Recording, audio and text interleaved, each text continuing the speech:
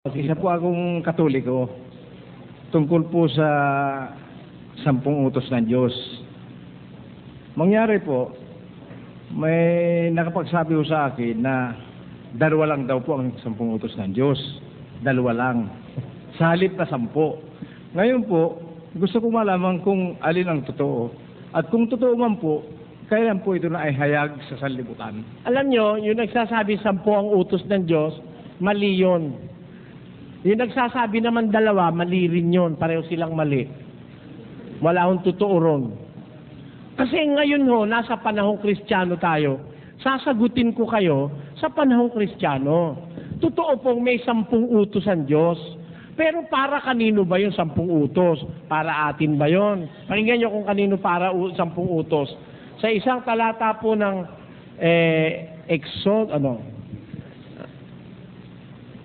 ipinahayag niya sa inyong kanyang 4:13 ng Deuteronomio. Pakinggan nyo.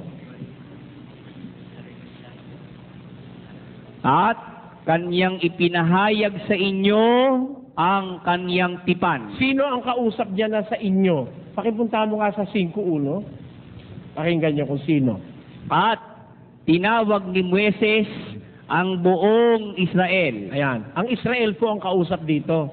Ano sabi sa Israel? Balik. At kanyang ipinahayag sa inyo ang kanyang tipan na kanyang iniutos na inyong ganapin. Alin yun? Sa makatwid bagay ang 10 utos at kanyang isinulat sa 2 tapyas na bato. Ayon. Ang pinagpahayagan ng inutusan ng 10 utos, ang Israel. Sa kanila sinabi yan. Ngayon yung 10, yun ang wikay nahuhulog sa 2. Ang outline, if you are to, pagka yun isi-shortcut mo, nahulog yun sa 2. Pag-ibig sa Diyos at saka pag-ibig sa kapwa. Yan ho ang batas sa Israel. Pero, sa panahong Kristiyano, lalo na sa ating mga hintil, hindi yung 10 utos. Tayo nyo ha? Pakita ko sa inyo. Sa 10 utos ba may binyag? Wala ano ho? Wala. Basahin nyo 10 utos, walang binyag. Una, ako ang Panginoon mong Diyos na naglabas sa'yo sa Ehipto, huwag kang magkakaroon ng ibang Diyos sa harap ko.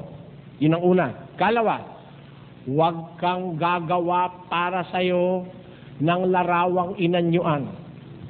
Huwag kang luluhod sa kanila. Yun ang ikalawa.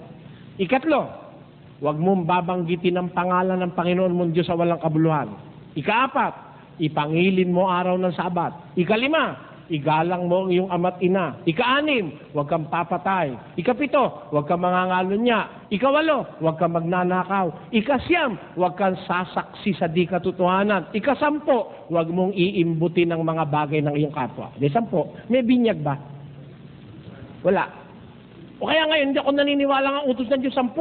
Utos yung Diyos yung magbinyag Sabi sa pasyon, magmula sa Jerusalem, lahat ay inyong libutin at aralan ng magaling ang taong nagugupiling ng sasalay di mahimbing.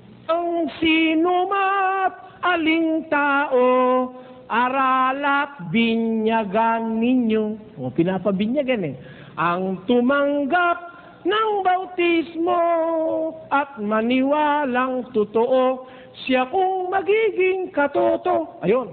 Di may binyag pala kay Kristo. Doon ba sa 10 utos, meron ba rong bawal magsyabu?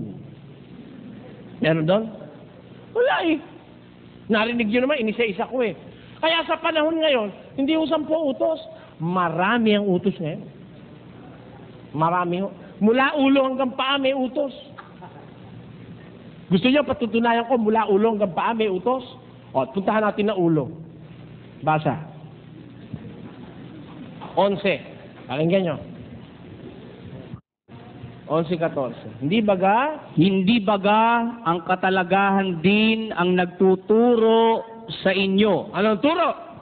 Na kung may mahabang buhok, ang lalaki ay mahalay sa kanya. Kita mo? Pag pala ang lalaki, mahaba ang buhok, ala Freddy Aguilar, mahalay sa kanya. Sa Diyos pala ayaw na yung lalaki mahaba buhok, yung babae.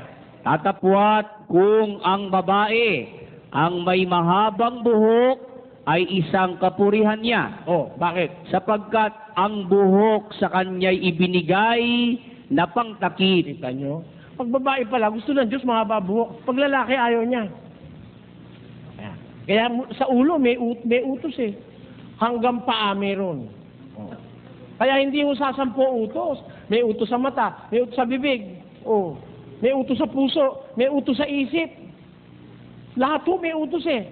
Kaya yung buong pagkatao mo, inuutusan ng Diyos. Pati paa mo kung saan lalakad, pati hanap buhay, may utos. Bawal lang maghanap buhay sa sugal, sa Biblia.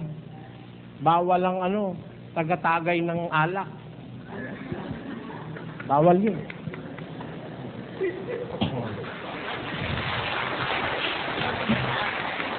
Kaya kung tatanungin niyo ako ilan ang utos sa panahon natin, ang dami ho, ang dami.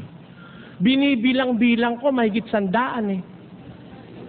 Oh. Pati nga Shabu eh, andun eh. Yung Shabu. Sa 10 utos, wala naman Shabu eh. Wala pa naman nai-invento Shabu nun eh. Pero sa batas ni Kristo, meron para sa Shabu. Meron nun, bawal yun.